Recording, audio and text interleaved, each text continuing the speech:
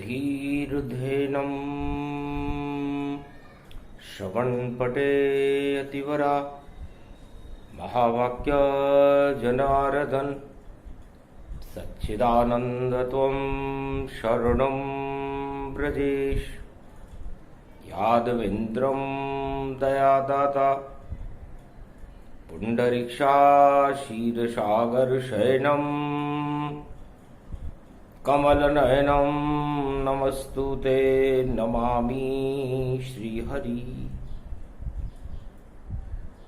धैर्य से जिसको धारण किया जाता है, कर्णपटुओं से जिनका पान किया जाता है, ऐसे सच्चिदानंद भगवान श्री यादवेंद्र सरकार को मैं नित्य ही चिंतन करता हूँ, नमन करता हूँ। जिनको नमन करने से मंगल आदि मंगल तो हो ही जाते हैं, साथ ही में बहुत बड़ा बल मिलता है मनुष्य। ओम कुमारिका क्षेत्राय नमः, शिव प्रदोषाय नमः, शिव शक्ति नमस्तुते नमामयम्, शिव शक्ति नमस्तुते नमामयम्, शिव शक्ति नमस्तुते नमामयम्। शिव शक्ति ही जगत में बड़ी शक्ति कहलाए। सावन मास प्रदोष पड़े तो विजय श्री मिल जाए। ये अमोघ शक्ति में जाना कलयुग में मंगल में माना। शनिवार सावन मास कलयुग पड़े प्रदोष, सारे भक्त बेहोश हैं, अब कैसे आए होश। सियावर रामचंद्र शंकर हरिओ। वाणी ब्रह्माणी करो वाणी पर नितवास, राम कथा वर्णन करूं पूर्ण कर आस। मारकंड्य मुनि कीन प्रणामा, पावन धाम कैलाश भगवाना। पावन गंगा झर झर झारी, सावन मास बरखा भय भारी। ओम नमः शिव जाप लगावा, पाप सभी सावन धुल जावा। भंग तरंग चढ़े भोले, और लाल रूप गति वे भव पायो। जटा जूट मस्तक सोहे कैसे, एक कमंडल हाथ दिखायो। जिसको शंकर देते हैं बस इसी कमंडल से मिलता। चारों युग में भक्ति का कमल, और इसी कमंडल पे खिलता। विष्णु के नाभि कमल में देखो, और शंभु रूप विराज रहे। हर दिन ही सावन मास रहे, और ब्रह्म तेज प्रकाश रहे। विष्णु की नाभि में रोज ही श्रावण जान, नाभि कमल में खिल रहे। देखो शिव भगवान सियावर रामचंद्र शंकर हरिओम। ब्रह्म तेज क्षीर सागर शैया शेष प्रगटाया, और चारों युगों में कोई समझ न पाया। मारकंड्य और उमा भगवती पूछे भोलेनाथ, सावन 12 मास है शेष शैया के साथ। महाराज कैलाश में तो एक ही महीने श्रावण होता है, मृत्युलोक में एक ही महीने का सावन होता है। कैलाश पर और सभी लोकों में तलातल पाताल वितल एक ही महीने का सावन होता है। लेकिन शेष शैया पर भगवान विष्णु के नाभि कमल में तो सदा ही सावन रहता है। क्या बरसाते हो उस सावन में, मन भावन विष्णु लेट रहे, और नाभि कमल में भोले शंकर, और क्या क्या वहां बरसात करे। क्या अमोघ शक्ति देते हैं विष्णु को शिव भगवान, ब्रह्म तेज का हो रहा बैकुंठन में ज्ञान, सियावर रामचंद्र शंकर हरिओम। महाराज ये क्या शक्ति है? नाभि शक्ति की व्याख्या कलयुग में हमको सुनना है। और जैसे खिलता है विष्णु कमल, जहां शिव सावन बरसाता है, और कलयुग में नहीं खिलते हैं। देखो नाभि कमल में फूल मृत्युलोक में चुभ रहे, कलयुग में सब शूल, सियावर रामचंद्र शंकर हरिओम। महाराज ये रहस्य बताओ आपकी बैकुंठ में तो सदाई क्षीर सागर में अमृत की बरसात आप करते रहते हो, नाभि कमल आप ही हो, ब्रह्म कमल आप ही हो, विष्णु कमल आप ही हो। जब इतने कमल आप ही हो तो अमोघ शक्ति किसे कहते हैं? और कलयुग में सावन का महीना चल रहा है इस समय, भारत में भी सावन है। सारे भक्त बीलपत्र और गंगा जल भगवान को अर्पित कर रहे हैं, फिर भी कमल यहां नहीं खिला और कमल गया मुरझाए। इसमें क्या रहस्य है हमको दो समझाए, सियावर रामचंद्र शंकर हरिओम। तो कृपा कमल बैकुंठ खिलावा, और नाभि ज्ञान उमा को सुनावा। मारकंड चौंक गए सुनकर, और बैठ गए कैलाशासन पर। कथा दोनों सुनने लगे, कह रहे भोलेनाथ शनि प्रदोष भारत पड़ा, और इस कलयुग के साथ इस समय कलयुग में शनि प्रदोष पड़ा हुआ है। अब प्रदोष सारे दोष उसमें रहते हैं, तो मृत्युलोक के सारे दोषों को महादेव अपने ऊपर लेते हैं, तब प्रदोष बनता है। 1 महीने में 2 बार होता है, एक शुक्ल पक्ष में और एक कृष्ण पक्ष में।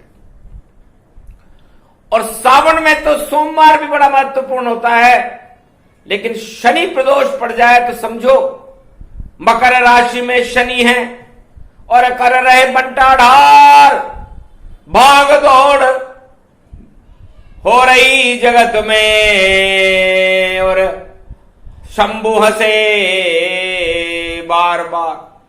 भगवान शंकर बार बार हंसे कि ऐसी दौड़ हमने कभी नहीं देखी। मेरा पुत्र गणेश भी और दौड़ा देव के संग, और ये प्रसंग अब सुनो भवानी, राजनीति के रंग, सियावर रामचंद्र शंकर हरिओम। किसे बनाए देवता जो करे देव सम्मान, 33 करोड़ देवताओं का कौन बने भगवान, सियावर रामचंद्र शंकर हरिओम। सतयुग ये प्रसंग प्रगटाया, प्रश्न सामने ब्रह्मा विष्णु महेश के आया। कौन करे नेतृत्व देवताओं का, कौन है सब में श्रेष्ठ,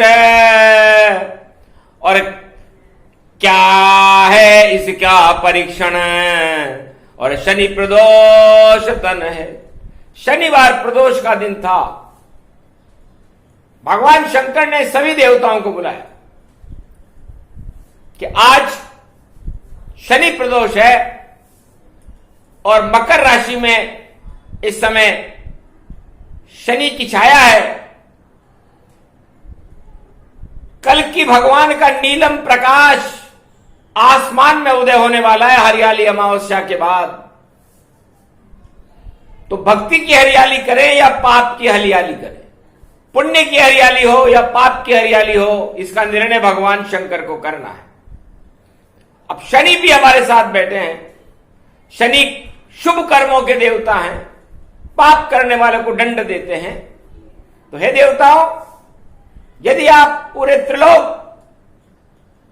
का नियंत्रक बनना चाहते हो, सम्राट बनना चाहते हो, तो करो परिक्रमा पृथ्वी की,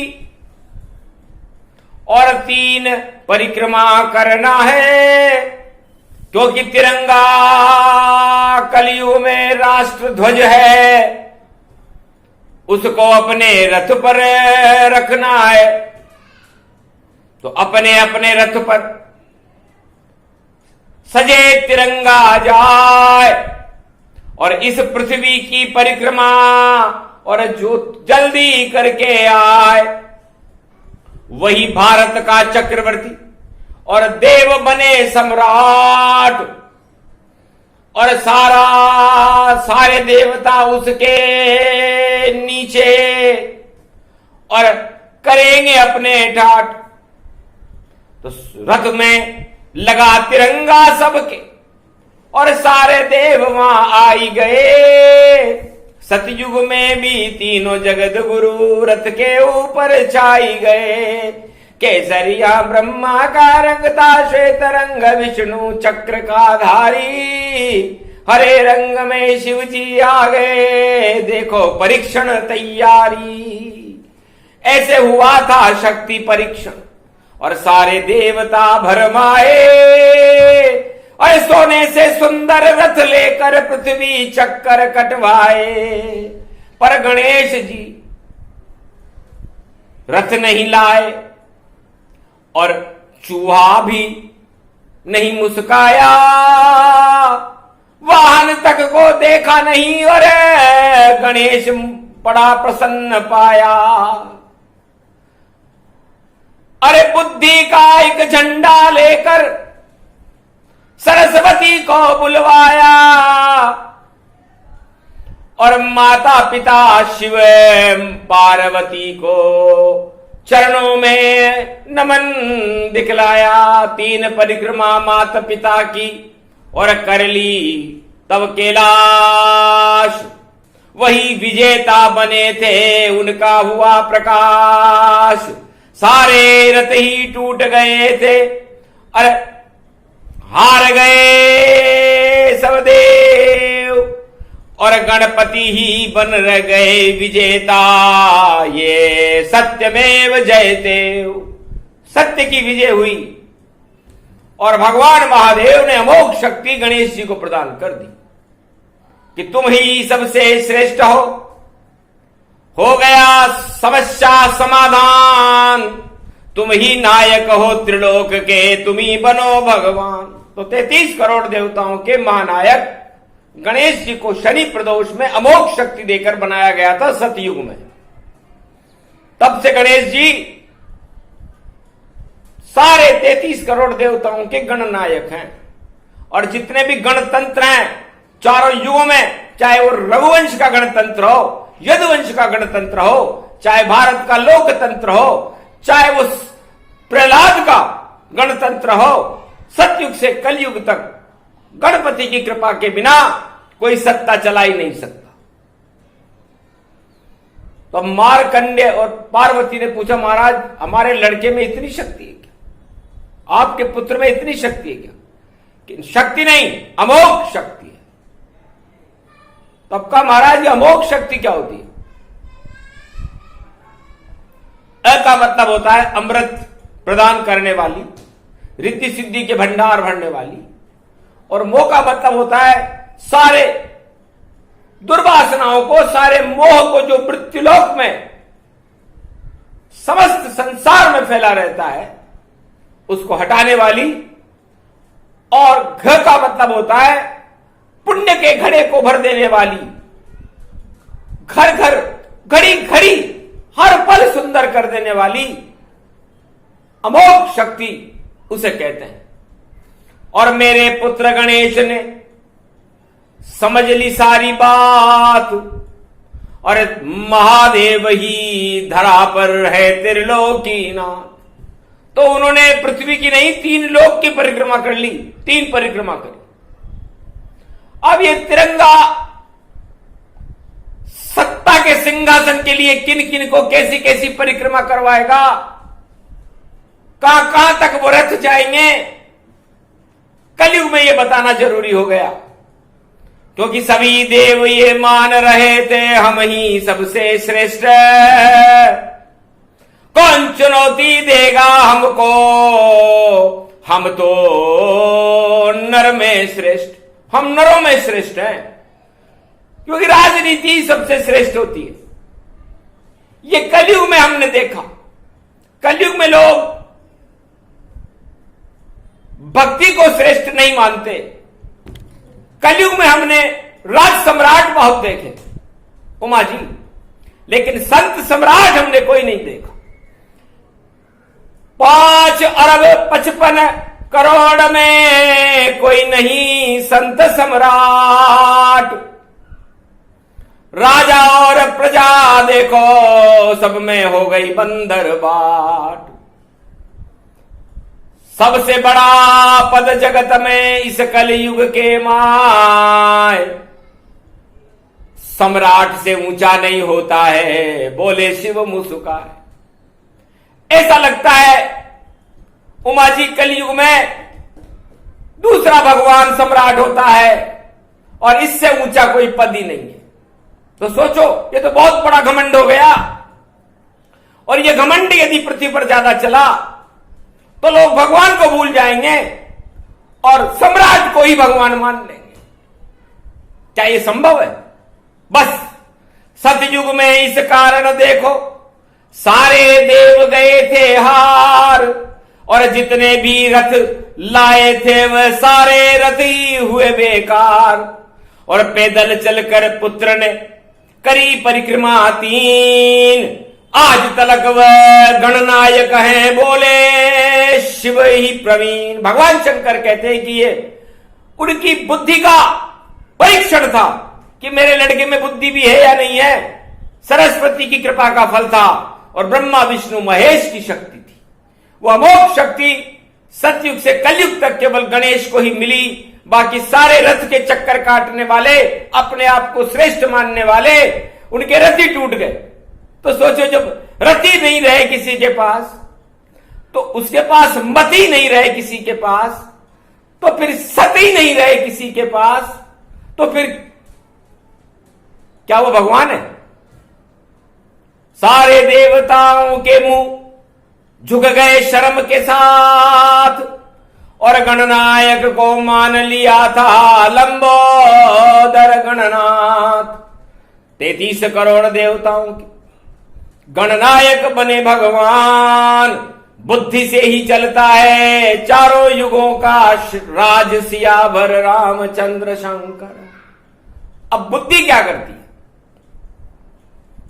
भगवान शंकर कहते हैं कि हमने हमारे पुत्र को राजा इसलिए नहीं बनाया कि वो भगवान शंकर का पुत्र है, इसलिए बनाया कि गणेश जी में वह शक्ति है मेरे पुत्र में कि वो दरिद्र नारायण को हटा सकता है। तो बताओ, अमोघ शक्ति प्राप्त करने के बाद गणेश दरिद्र को हटाने वाला नारायण बन गया।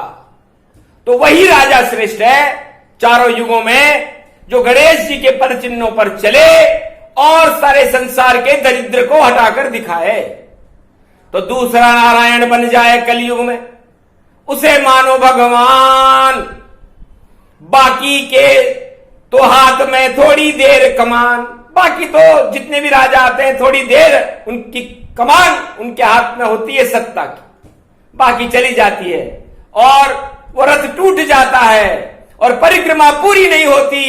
राजा को बड़ा क्षोभ होता है, देवताओं को भी बड़ा क्षोभ हुआ कि पूरी ताकत झोंकी हमने और धक्के देने वाले बुलवाए, पर ऐसे फंस गए सत्ता के रथ कीचड़ से फिर निकल न पाए। तो बड़े बड़े देवताओं ने अपने समर्थकों को और धक्के देने वालों को बुलाया कि हमारे रथ को निकालो, कीचड़ से निकालो, हम विजेता बनेंगे, लेकिन नहीं बन पाए। क्यों? क्योंकि घमंड के रथ थे। वरना देवता तो पुष्पक विमान में रहते हैं, पर देवताओं को जब घमंड आया तो पुष्पक विमान छोड़कर रथ लेकर के आए थे। तो हे संसारवासियों, ऐसे रथ, घमंड के रथ तो कीचड़ में ही फंसते हैं। चाहे कितना भी कोई धक्का देने वाला खरीद के भी क्यों न बुला ले, चाहे सारे ठेले चलाने वालों को बुला लो, चाहे जितने मजदूरों को बुला के कहो हमारे रथ को आगे चलाओ, चलेगा नहीं। तो इस सावन के महीने में सीख है भगवान शंकर की कि अमोघ शक्ति प्राप्त करो। कौन से रथों के चक्कर में पड़ गए आप, और कौन सी परिक्रमाओं करने के चक्कर में पड़ गए? सिंहासन को छोड़कर और रथ से नीचे आओ, और दरिद्र फैल रहा सारे जगत में, पहले इसे हटाओ, तब जाकर के बनोगे। और नारायण भगवान आज तक कोई दूसरा नहीं बना इंसान। चारों युगों में आज तक नारायण एक ही है। मेरा पुत्र भी नारायण नहीं बना।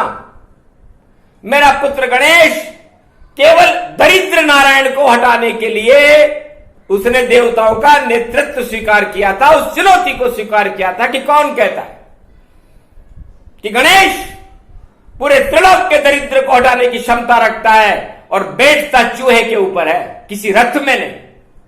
तो सोचो, बिल्कुल भी नहीं घमंड उसके, हाथी जैसा महारथी बना, पर वाहन उसने अपने लिए चूहे जैसा एक चुना। तो चूहा बुद्धि जानिए, गणपति उस पे सवार, और भारत के 21वीं सदी में और कर दे दरिद्र को बार। दरिद्र को पहले बार करेंगे, कल के अवतार तो बाद में आएंगे। क्यों? क्योंकि उनकी स्त्रियां रिद्धि और सिद्धि है। तो जहां पत्नियां रिद्धि सिद्धि, फिर भारत भूखे कैसे मर पाएगा? अरे भारत की जनता को बचाने तो फिर से गणपति आएगा। और आज बुला लिया शिव जी ने, शनि प्रदोष गति जान, वह सारे रथ टूट जाएंगे जिन पे ध्यान शनि भगवान। शनि भी ध्यान दे रहे हैं, प्रदोष, दोष को देख रहे हैं कि किधर दोष है, किधर होश है। तो लगता है कि सारे राजा महाराजा और प्रजा दोष और होश को बैठी है, और शनि बड़े गौर से देख रहे हैं उनको कि कब झपटूं, कब लपटूं उनके, और देखो घमंड हटाऊं, और शनि प्रदोष पड़ रहा है शंभु, करिश्मा में भी दिखाऊं। अब भगवान शंकर ने कहा तथास्तु, जाओ शनि, शनि प्रदोष है, जाओ दिखाओ करिश्मा और खाओ सभी घमंड, और ऐसा पापों को दंड दो कि भूल जाएं ब्रह्मांड सियाभर रामचंद्र शंकर हरिओम। तो दंड कमंडल शिव ने उठाया, और ये अमोघ शक्ति प्रगटाया। तेज पुंज एक तापस बनकर ये शक्ति राम को देने गया। तुलसी ने एक चौपाई लिखी जिसका अर्थ कोई समझ नहीं सका। तेज पुंज एक तापस आवा, अमोघ शक्ति कोई समझ न पावा। जैसे जटाजूट थे राम जी, वैसे बने भोलेनाथ, और चित्रकूट में दे दी अमोघ शक्ति विख्यात। अमोघ शक्ति भगवान शंकर ने अपनी आत्मा से निकाल करके भगवान राम को विजयेश्वरी करने के लिए दी थी। उसके बाद भारत में राम राज्य आया था। लंकापति रावण बुरी तरह पराजित रहा, सत्ता का भी घमंड था, परिवार का भी घमंड था, सोने की लंका का भी घमंड था, तो सारे घमंड ही चूर हो गए। जब अमोघ शक्ति से टकराया, फिर एक नहीं चली रावण की और सीधा बैकुंठ पठाया। तो उसके घमंड को नष्ट करने के लिए त्रेता युग में मैंने अमोघ शक्ति मेरे इष्टदेव भगवान राम को तापस बन करके दी थी। लेकिन कलयुग के मनुष्य कहते हैं वो तो दशरथ की आत्मा थी। सोचो कितना छोटा सोच है। आज तक रामायण की इस चौपाई का अर्थ कोई ज्ञानी विद्वानी समझ ही नहीं पाया कि तेज पुंज कौन था, तेज किसके पास रहता है और निस्तेज पुंज कौन है। कलयुग में तो सारे ही निस्तेज पुंज हैं, तेज पुंज एक भी नजर नहीं आता, न किसी के पास शक्ति नजर आती।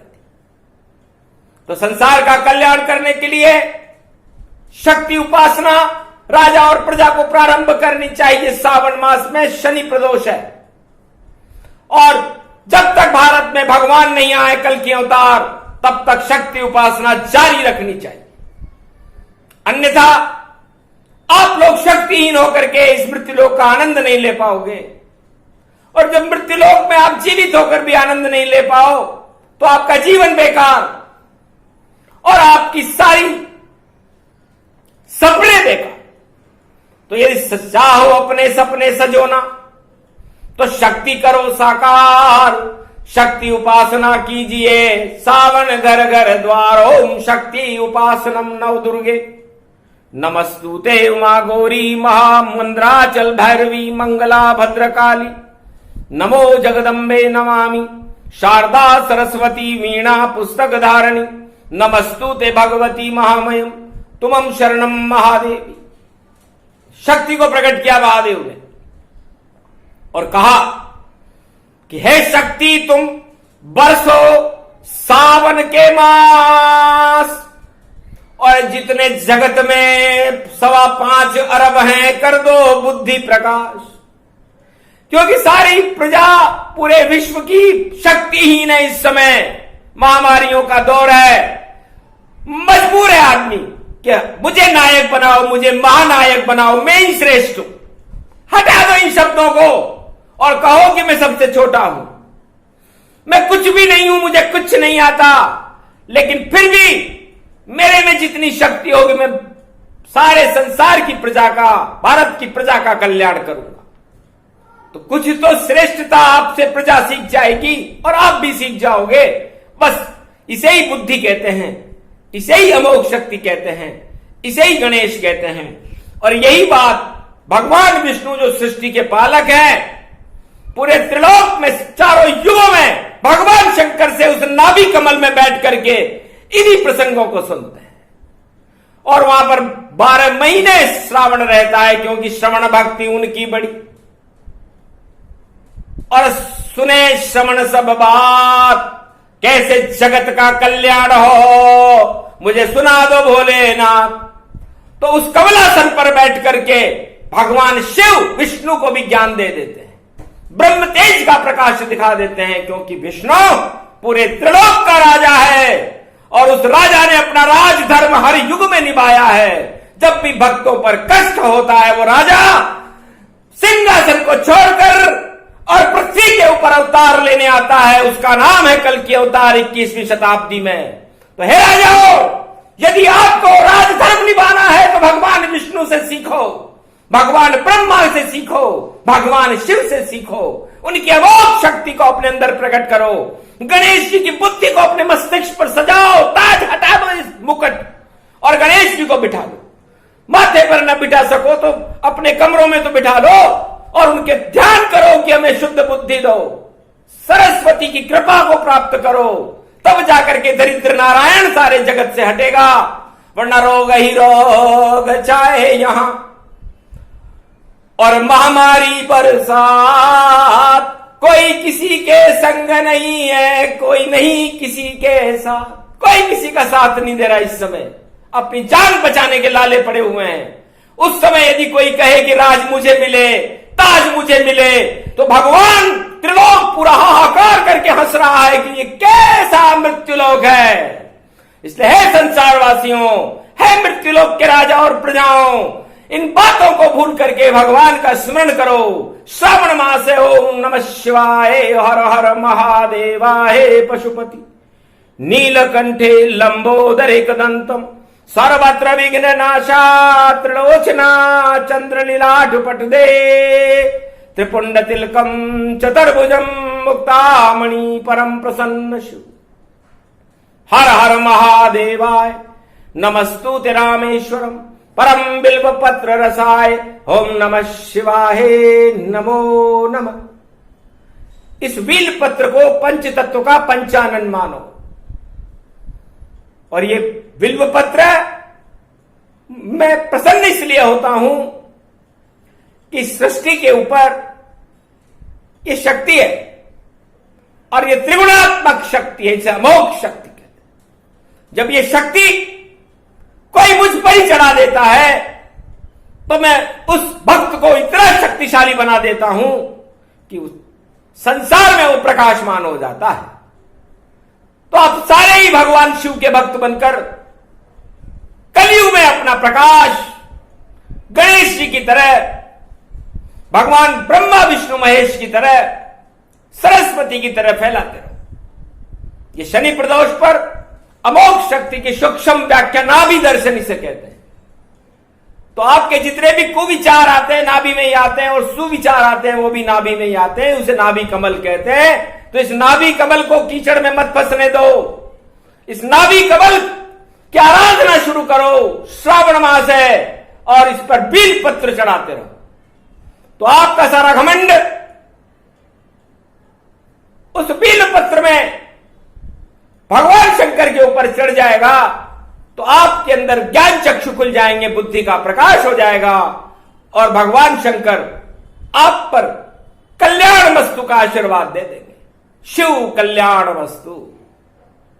तो भगवान शंकर ने मार्कंडे से कहा, उमा जी से कहा, पुत्र गणेश और सरस्वती जी से कहा, आप लोगों ने यह प्रसंग शनि प्रदोष का सुना, श्रावण मास कलयुग में सुना, जाओ कल्याण वस्तु, भारत का कल्याण हो, भारत के राजा और प्रजा का कल्याण हो, भारत से कुबुद्धि हटे, महामारी कोरोना हटे और दुख दरिद्र का नाश होकर के दरिद्र नारायण भारत से बाहर हो और रिद्धि सिद्धि के भंडार भारत में भरे रहें, अष्ट सिद्धि नवनिधियों के भंडार भारत में भरे रहें और भारत पर कल की अवतार और ब्रह्मा विष्णु महेश की कृपा बनी रहे।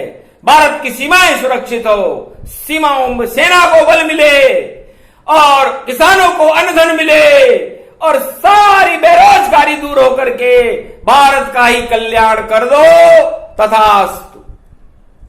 भगवान शंकर ने कहा ऐसा ही होगा। ये प्रसंग जो भी सुने सब संकट हट जाए, शिव की कृपा हो जाएगी, इसमें संशय ना आए। ओम नमः शिवाय, शिव शक्ति नमस्तु।